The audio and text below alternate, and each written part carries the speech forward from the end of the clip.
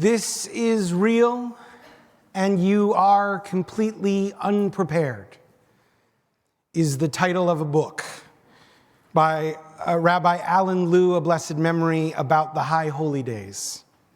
In it, he describes the spiritual and emotional arc of the holidays from Tisha B'Av, the Memorial Day in the midsummer, all the way through to Rosh Hashanah and Yom Kippur and Sukkot and Simchat Torah.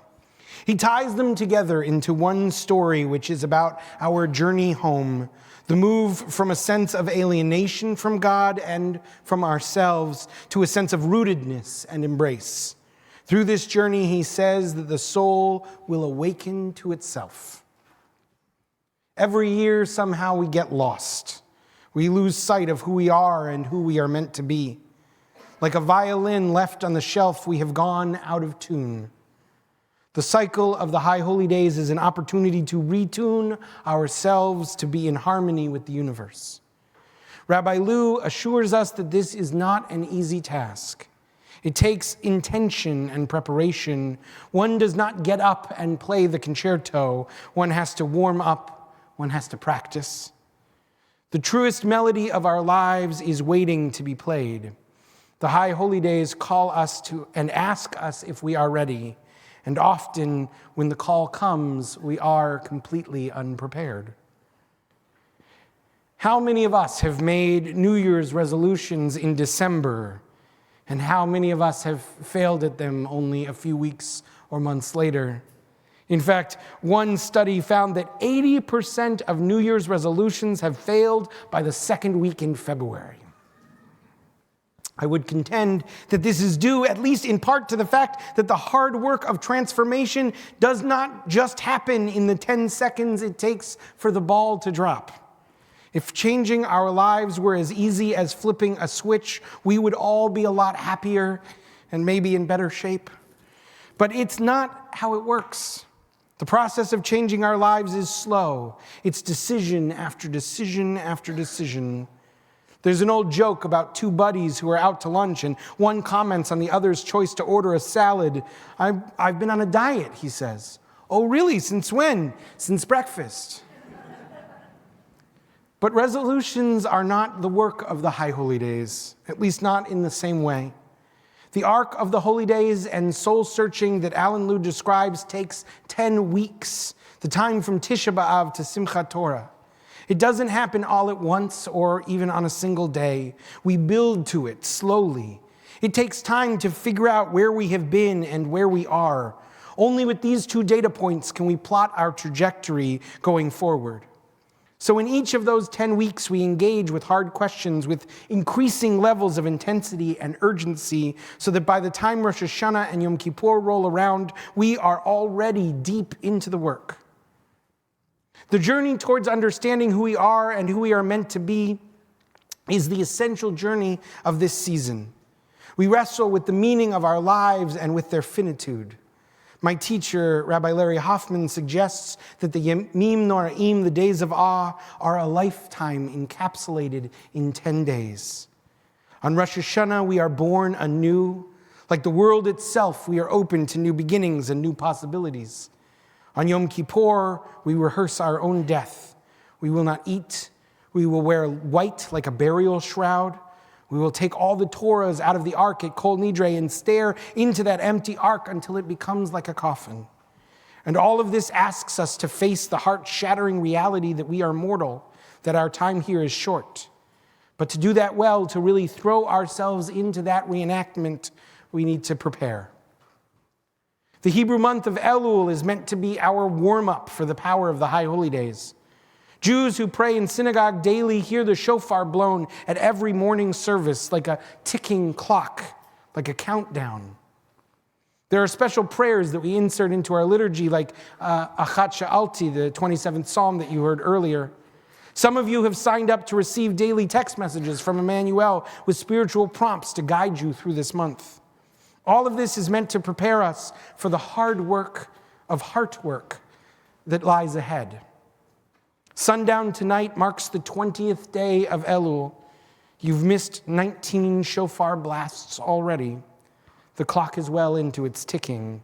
The countdown is getting lower. This is real. are you prepared? Tomorrow night is our Slichot service. If you've never been to Slichot, I hope you'll think about coming. The service is at 9 p.m. with the incredible concert beginning at 7:30 and then the dessert reception beforehand. Slichot is the tolling of a bell. It says, if you have not been doing your spiritual work yet, you'd better start now. Slichot reminds us all that the gates will open soon.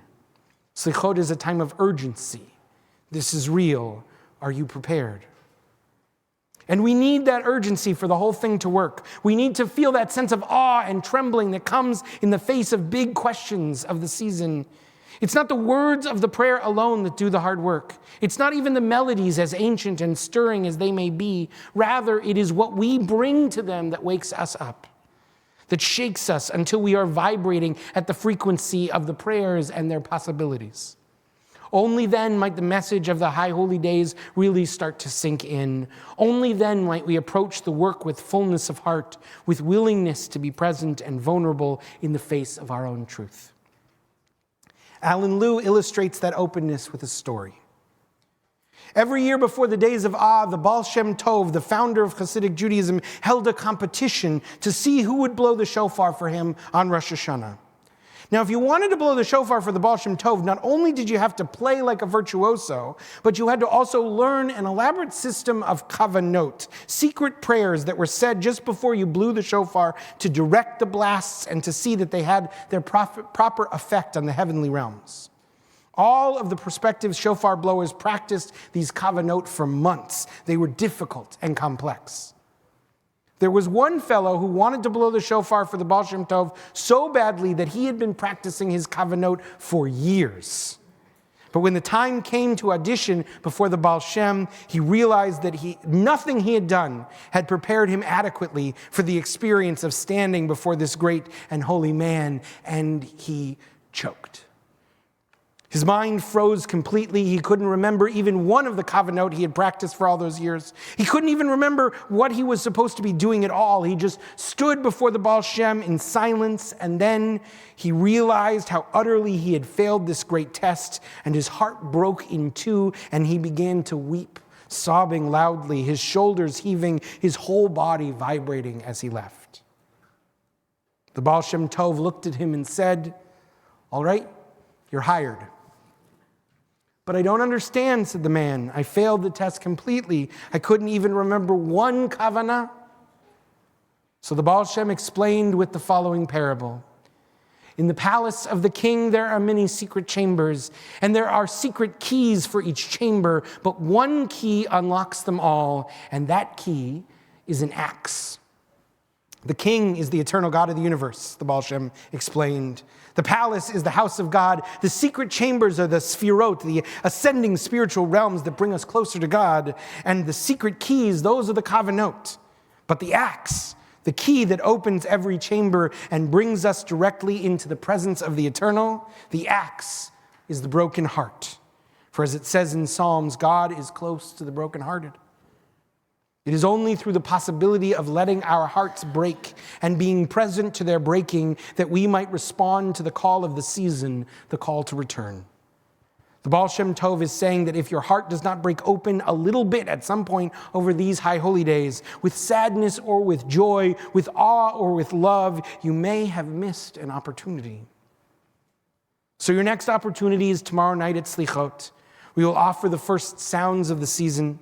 First chance to hear Avinu Malkeinu and Shema Kolenu and Ashamnu and let them awaken our souls. You will hear the shofar blast calling you to get up and shake off the dust. We will change the mantles of the Torah scrolls from their weekly wear to their pure white vestments. It is an outward sign of the inward transformation all of us could achieve if we allow these holy days to do their magic on us. The high holy days are approaching, like guests who you spot coming up the road at a distance. In their hands, they are holding the gifts of opportunity and challenge. Will we choose to accept them or to send them packing for another year? They are offering us the chance to return, a chance to return to love and being loved, a chance to return to hope and to belonging, a chance to return to our truest selves. Will we take them up on their offer? The time is now. This is real. Let us begin to prepare. Shabbat Shalom.